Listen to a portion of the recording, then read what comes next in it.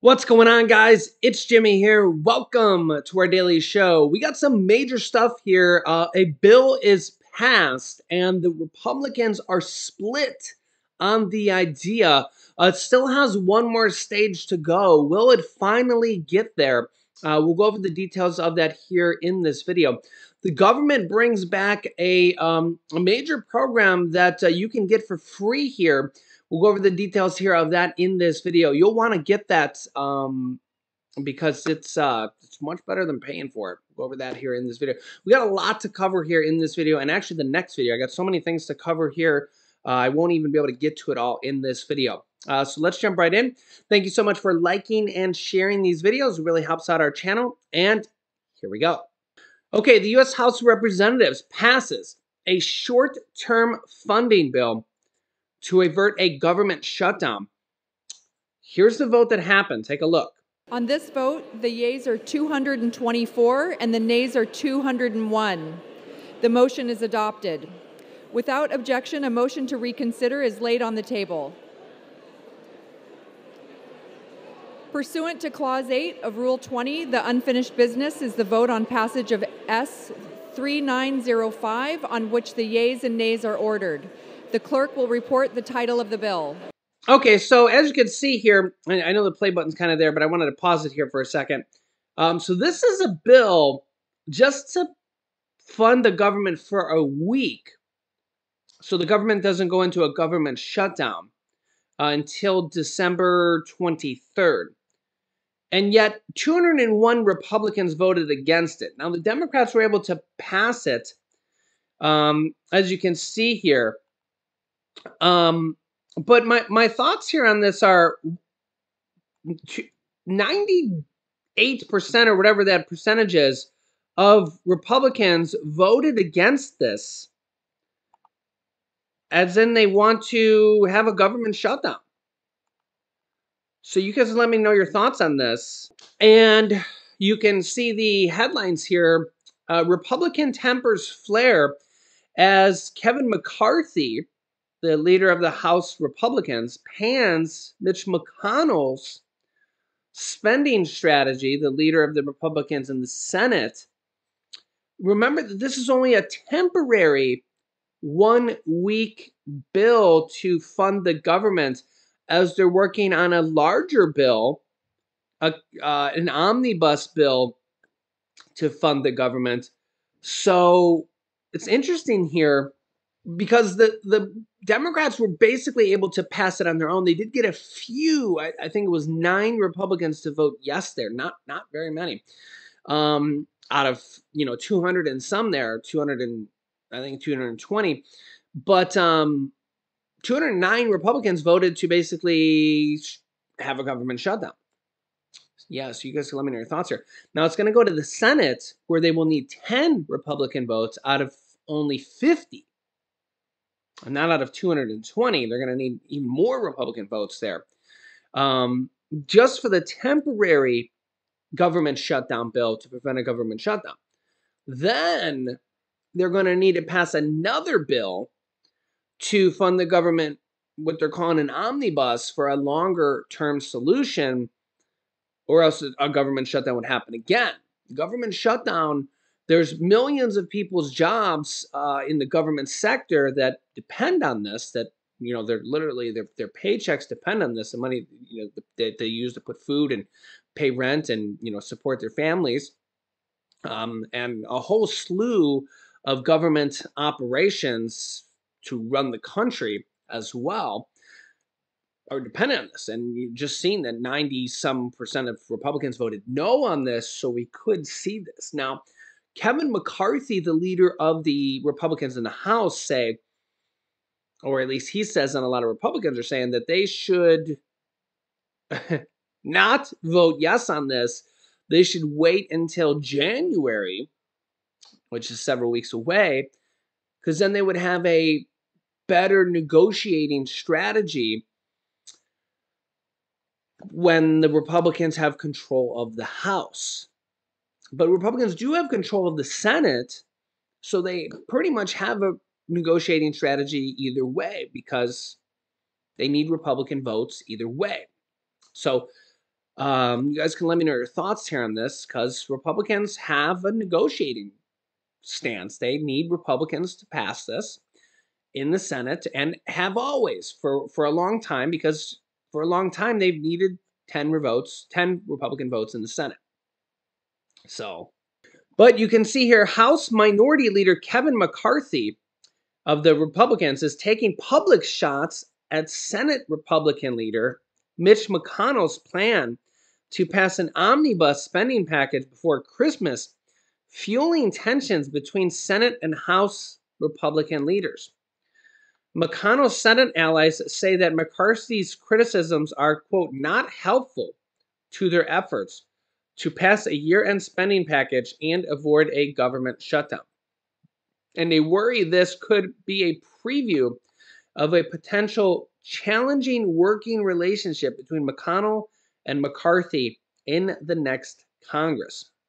McCarthy told Fox News that Senate Republicans won't vote for the omnibus spending bill, arguing that they shouldn't vote for it, arguing that they could save almost $100 billion in taxpayer money by voting instead for a stopgap measure that would freeze federal funding levels until next year, when Republicans will take control of the House. So yeah, Republicans haven't been on the same page for a while here, especially with Trump. A lot of Republicans are split on Trump, whether to support him or not, and the House and the Senate now not sure what to do. We'll see. I'll keep you up to date here. Okay, next one, and this is big. This is really big. You're gonna want to do this. Biden administration makes at-home free COVID tests available for free again. Yeah, and this is good, because they had stopped this for months. They weren't available. So this is really, really good. The other reason is because the tests you have, if you got them previously from the government, may be expired or expiring soon. They don't last forever. And it's a whole lot better than paying like $35 at the drugstore, or, Walmart, CVS, wherever you get them from. The website to get them, I'll zoom this in here, is covidtests.gov. .gov. It's not .com, it's .gov. So write that down and go to that website here. And when you go there, you just you can get them for free. They ship right to your house. You can get 4 tests. You're gonna want to do this. It's a whole lot better than paying for them at the store. Yeah, so definitely do this. And you just click this button. Don't call this number, because from what I understand, when you call this number, they just redirect you back to the website. I don't know. You can call it if you want to. Click this website, or click this button here. It also says, before you throw the expired tests out, see if your expiration dates have been extended. So that's good to know. I didn't know about that. And so I guess you can click that link and see that. And also, so you just put your name, address in, and email if you want to receive shipping notifications to see if it gets lost or something. I have had people tell me that theirs was lost. And that's it. And your address, because obviously it's shipped to your home. There's no fee. It costs nothing. You don't put a credit card in. It's literally completely free. So do that after this video's over. Blah, blah, blah. After this video is over, and covidtest.gov. Just write it down and do it, because it's completely free. You want to do this. And I'll keep you updated if they do this again, because sometimes they let you order this. It's 4 free at-home tests per address. Per address. They'll start shipping out the week of December 19th. Yeah, and this is as cases are it's going around a lot, with the flu, RSV, COVID. Our family just caught COVID when we went to Disney, and there was a lot of people coughing at Disney. It was kind of, we were kind of appalled at how many people brought their kids there, and they were just coughing everywhere. And, of course, we caught it. Um, what's interesting here is that Julian's preschool just here this week, he actually they just got notified that there was a kid in his class who had COVID, and ironically, Julian had a fever here the day. It was like the day of, or the day the day before they notified him.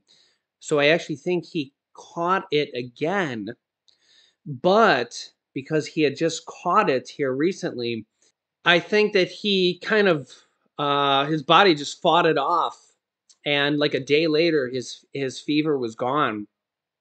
Kind of the natural immunity thing. So yeah, so this time around, he kind of fought it off, but that's because we just had it. So, but it's kind of one of those things. If we didn't catch it at Disney, you probably would have caught it this time around. Uh, that's the thing. I hate that people send their kids to school sick. I guess it's one of these things we're going to be dealing with for a long time. Um, yeah, so we actually just went to this kind of school choir thing where he was singing all these Christmas songs, and school, all the Christmas songs, kind of the best way to say it. And yeah, there was just all these kids coughing and stuff right there, and even with their parents sitting right there, and I'm thinking, kids are coughing and the parents are sitting right there with them. I'm thinking, you're right there. You're the parent. You're bringing the kids sick right there. They're sick. They're sitting right there next to you, sick, and the parents are right there next to them. I'm thinking, and man, I'm telling you, this COVID spreads like that. Because what happened is in Disney, me and Julian kind of got it the first day. We must have caught it from somebody just from breath. Because what happened is me and Julian got it first, and then all the rest of our family got it right away.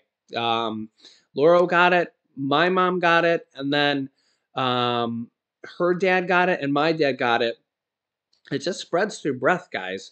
Our whole family got it, like literally within a day or two. So it spreads so easily, so easily. Our whole family literally got it, and we got it from some random stranger. So, and it's really spreading. I know that people don't really think that, people just forget about this, but look what's going on right now in China. Take a look. Well, first I'll show you this headline here: cases explode in Beijing, leaving city streets empty and daily life disrupted. Here, take a listen. China is starting to unravel its zero COVID policy, but instead of crowds out celebrating, this is how reopening is going in China.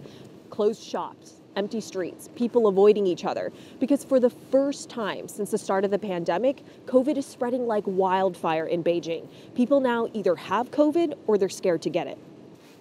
So I just spoke to the shop worker in the store, and he told me that he's the only employee without COVID, which is why he can still come to work. And he says, I am the only customer who has come into this store all day. The only crowds I'm seeing in Beijing outside of hospitals like this and pharmacies. So he says his fever's gone down, but he still has a cold, hoping to buy medicine, but he's worried they don't have any stock because there's these long lines forming outside of pharmacies across the country. People are trying to stock up, but stuff is selling out. For years, China has been demonizing COVID, playing up the risks of long COVID. And now suddenly, state media is publishing headlines every day saying COVID is not a big deal. It's whiplash for a lot of people. Because just weeks before, if you got COVID, your whole community would have gone into hard lockdown. This is such a major and sudden change. So China is finally opening up. How do you feel about it? I feel it's pretty great. I wish they could have opened up earlier. Has business been very slow or difficult? You can see there are not that many customers. A lot of people just got the virus. Are you scared about getting COVID? I'm worried about my parents and my grandparents a little bit. People are relieved, though, that you no longer have to go to a quarantine facility if you get COVID. Getting sent to one of those rundown facilities was such a big source of anxiety before. And these health QR codes that have been used for years to track and dictate where we can go, well, the government is now saying that you don't need them to enter most public places. 喂，你好，我需要扫码吗？哦，不需要。So I don't need to scan my code. It feels surreal, though, that I can literally just walk in. 只能在网上。So she said I can only do online delivery, so you can't even sit inside or order inside in Shake Shack. So outside the Starbucks, they have a sign saying you need to show a 48-hour COVID test. Even though the national rules don't require it, in Beijing, you still need a recent PCR test in order to enter restaurants, gyms, and entertainment venues. There are way less places now to get COVID tests in the city, and the lines are short because most people are just staying at home. But just a week before, at this exact same location, this was packed with people waiting in line. So behind me is a graveyard of COVID testing booths. It's like almost overnight in Beijing, they removed all of these testing locations, and here's the remnants. After years of harsh lockdowns, the government is finally letting people manage their own health. But people don't feel ready, and experts say the country isn't either. The country hasn't vaccinated enough of the elderly population and hasn't improved the healthcare capacity enough. So this reopening, it's going to continue to be messy and uneven. Yeah. So things are very, very different in a lot of other countries here compared to ours. So let me know your thoughts. What do you think about different different policies versus the United States? Of course, we had our lockdown really like what 2 years ago at this point, something like that. But very, very different. Very, very different versus, over there. What do you think? What do you think is going to happen here going forward? So, but here's your reminder. Go get your free tests. COVID tests with an s.gov. They're free, better than paying for them. I also want to say here that you can get them through Medicare. I believe this is still going on. This, came out months ago, but I think this is still going on here. Medicare enrollees can get free at-home tests at more than a dozen retail pharmacies. You can get up to 8 free at-home tests per month at more than a dozen retail pharmacies, such as Albertsons, Costco, CVS, Food Lion, Giant Food, The Giant Company, Hannah Ford, H-E-B Pharmacy, Hy-Vee, Kroger, Rite Aid, Stop and Shop, Walgreens, and Walmart. I think you would need to show, Medicare and Medicare Part B beneficiaries, your card and stuff like that. So next time you're there, you could try that as well. See if they still do that. I would think they do. For now, you can go to the website and have it shipped to you for free. So I'll keep you up to date here with everything going on here in our country on a daily basis. Make sure to click the subscribe button down below if you haven't yet. It's completely free to do so, so you don't miss out on new videos that come out here at 10 a.m., 3 p.m., and 8 p.m. Eastern Standard Time every single day. Click the bell icon that appears afterwards so you don't miss out. And thanks so much for liking and sharing these videos. You can click here to watch my newest video about checks that are coming out to millions of Americans in December. So click on one of those videos or click on that video. And thanks for watching, guys, and I'll see you in the next video.